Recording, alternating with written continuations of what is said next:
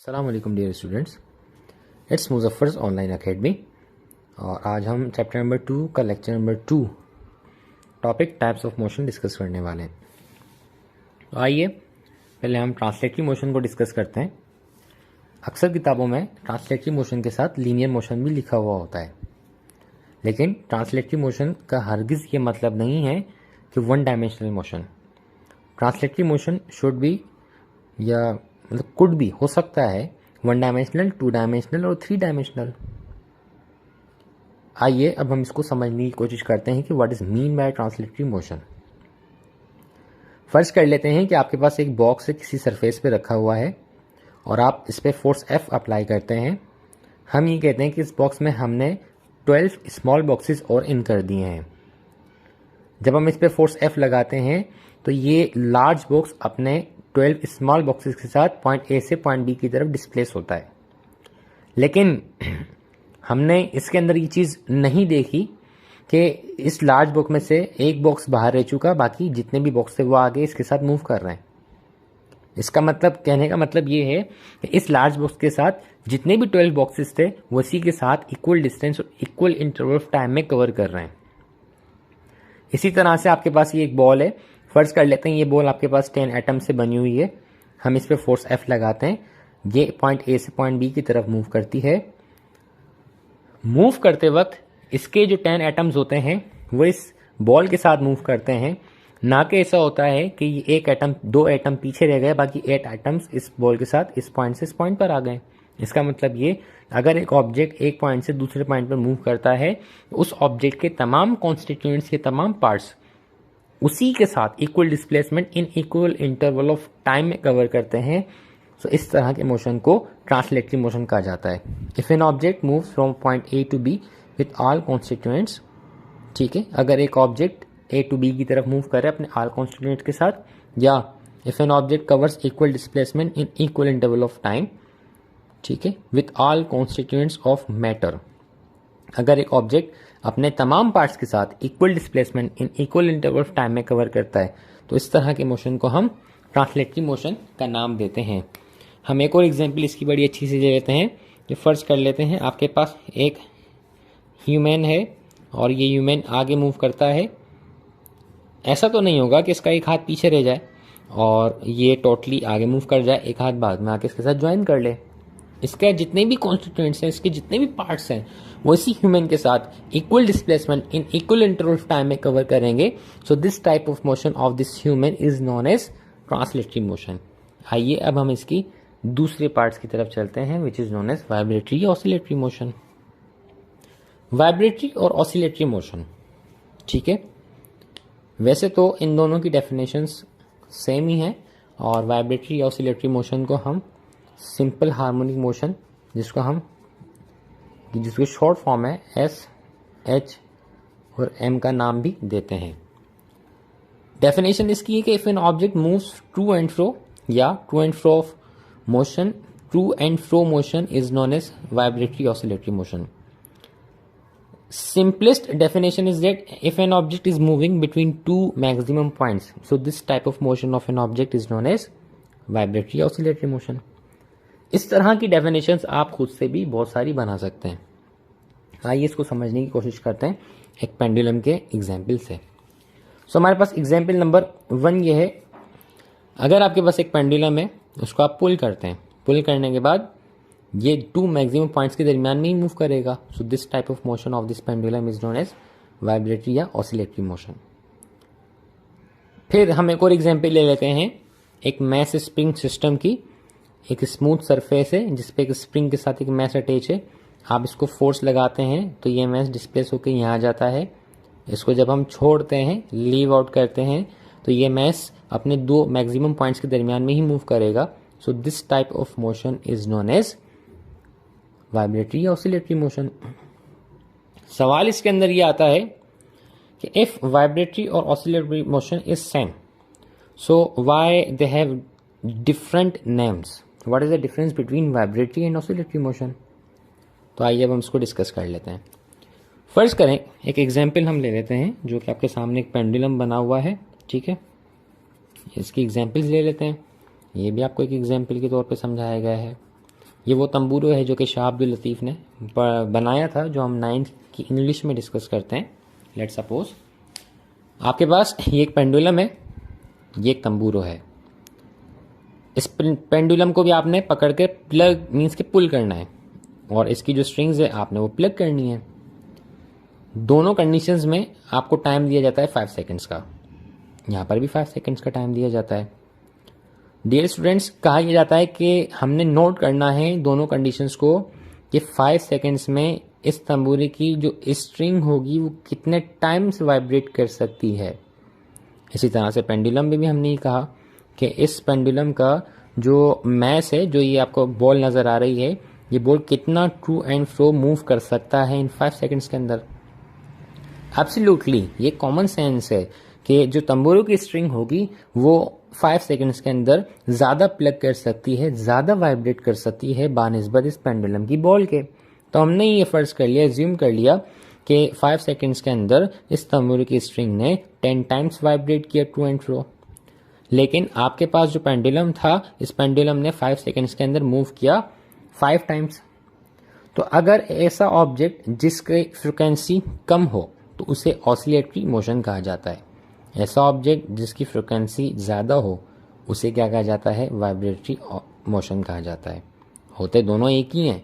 ये भी to and fro move कर रहा है, ये स्ट्रिंग भी वाइब्रेट कर रही होंगी इस तरह से अप एंड डाउन हैं दोनों simple harmonic motion, to and fro motion, but frequency ज़्यादा है, इसकी फ्रिक्वेंसी कम है। नंबर ऑफ साइकिल्स या number of vibrations per second इसकी ज़्यादा है और इसकी number of vibrations per second कम है।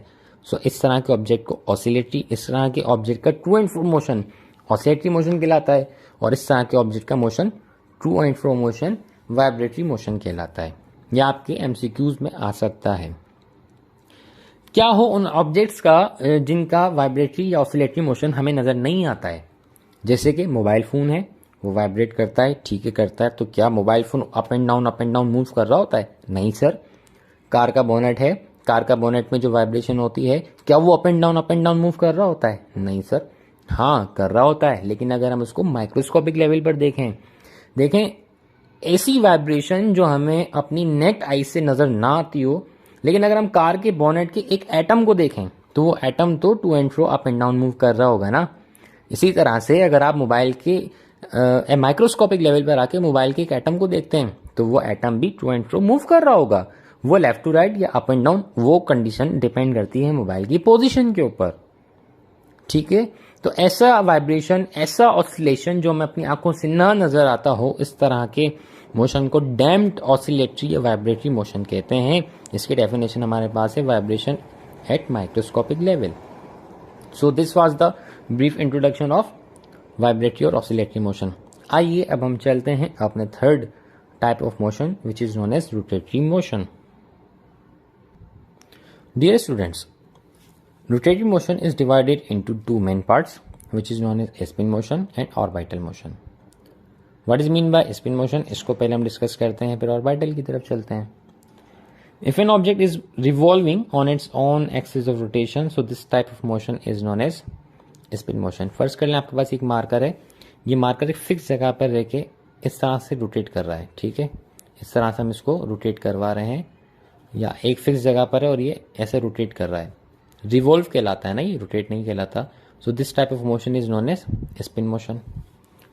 Axis of rotation passes through an object. आइए अब हम इसकी एक बेस्ट एग्जांपल ले लेते हैं। डियर स्टूडेंट्स, ये एक छोटा सा प्रैक्टिकल है जो आपको स्पिन मोशन को समझाने के लिए दिखाया जा रहा है।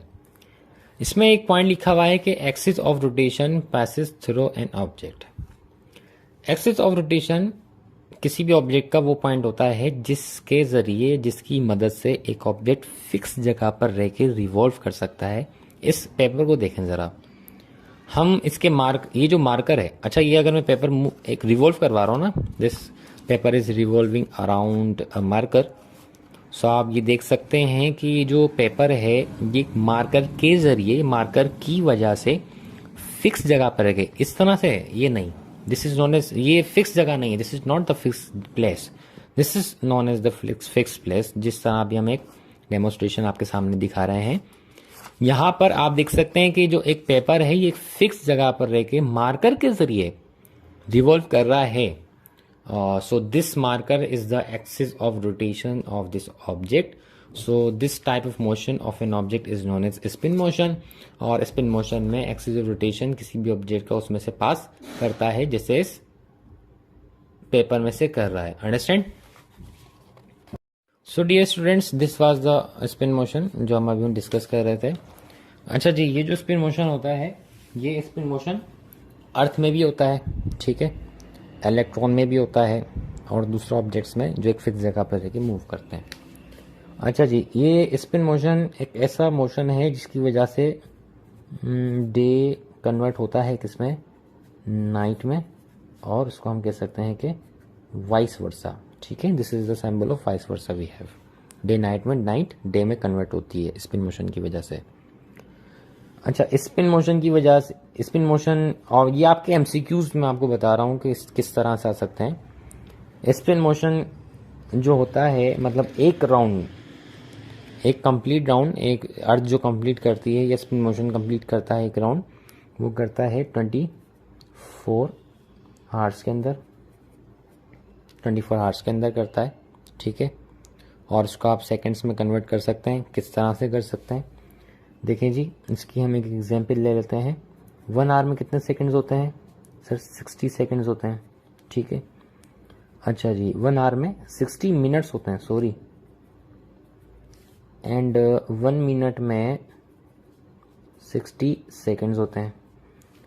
सो 60 multiply by 60 is equal to 3600 seconds एक आवर में होते हैं. तो हम ये कह सकते हैं कि 1 hour is equal to 3600 seconds. ठीक है, आप इसको मल्टीप्लाई करते हैं 3600 को 24 से, तो आपके पास क्या आंसर आ जाएगा, 86,400 सेकंड्स होते हैं इन अ डे. क्लियर है? अब हम चलते हैं ऑर्बिटल मोशन में. ये इसके बिल्कुल बरक्स है कि the circular motion of an object is known as